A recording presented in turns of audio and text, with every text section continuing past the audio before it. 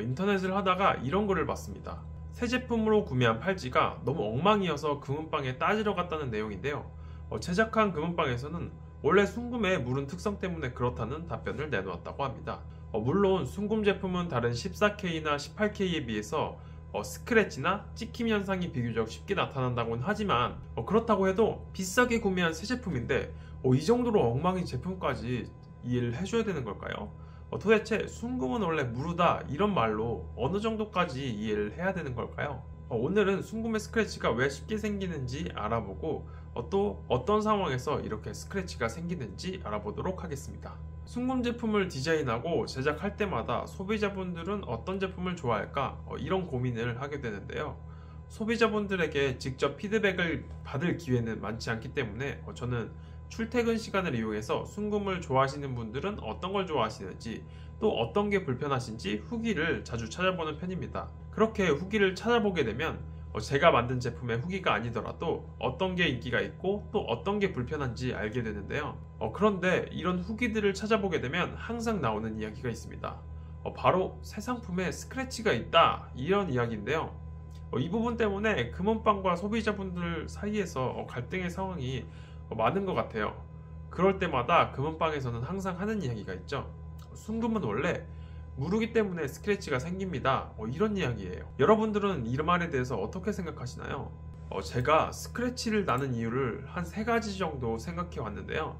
첫 번째는 순금 제품은 스크래치가 원래 쉽게 난다 이런 이야기예요.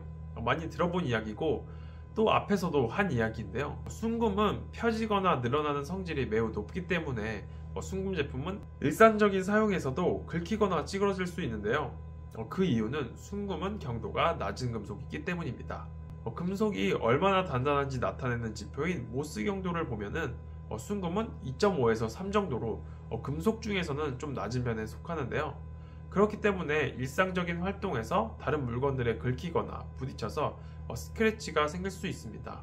예를 들면 옷을 입거나 벗을 때 옷의 지퍼나 단추 등에 긁힐 수도 있고 식사를 할 때 숟가락이나 젓가락에 긁히거나 청소를 할 때도 이곳저곳에 부딪히면은 긁혀서 스크래치가 생길 수도 있겠죠. 또 순금은 아무래도 수작업으로 제작이 되기 때문에 자르고 깎고 조립하는 그 과정 속에서도 스크래치가 생길 수도 있는데요. 하지만 그렇다고 하더라도 제작 과정에서의 스크래치는 좀 자세히 보아야 보일 만큼 미세한 스크래치라서 중고 제품이라고 착각할 정도로 엉망인 제품을 내보내지는 않습니다. 두 번째 이유는 제품 출고를 할 때 제대로 검수를 하지 않고 내보내서 그렇게 마무리 작업이 안 돼 있는 상태로 내보냈을 때인데요. 아무래도 사람이 손으로 직접 하는 일이기 때문에 어쩔 수 없이 실수를 하거나 놓치게 되는 부분이 생길 때가 있는데요.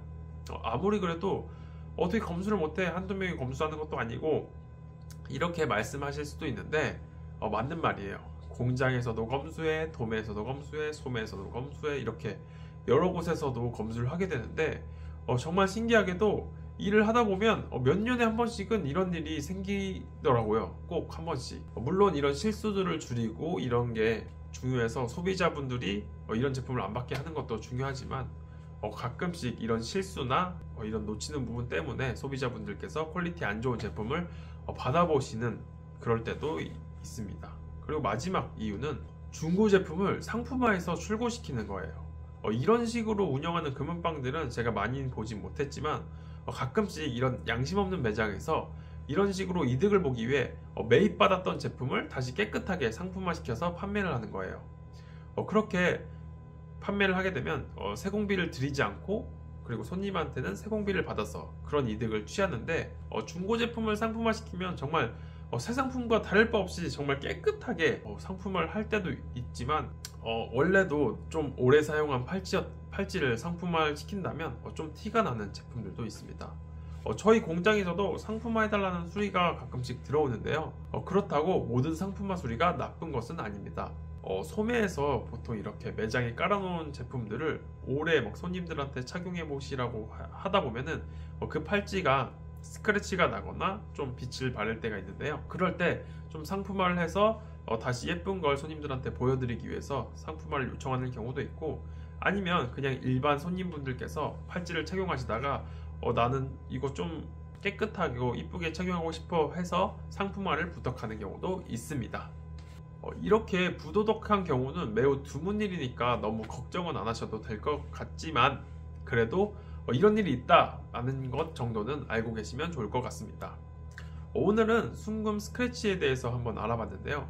순금은 다른 금속들에 비해 경도가 낮은 편이긴 하지만 오랜 기간 사용해도 쉽게 변형이 일어나지 않고 튼튼한 성질을 가지고 있기 때문에 물론 스크래치는 좀 불가피하게 발생할 수는 있지만 제작 과정에서 어느 정도 스크래치를 최소화할 수 있기 때문에 너무 스크래치에 대한 걱정은 안 하셔도 될 것 같습니다. 그리고 정말 말도 안 되는 하자가 있다 이러시면은 구매한 금은방에 문의를 하셔서 다시 수리를 받으시거나 새로 만들어 달라는 요청을 하셔야 됩니다. 순금은 원래 무르다는 말로 모든 것을 어쩔 수 없다 라고 이야기하는 건 정말 잘못된 이야기고요.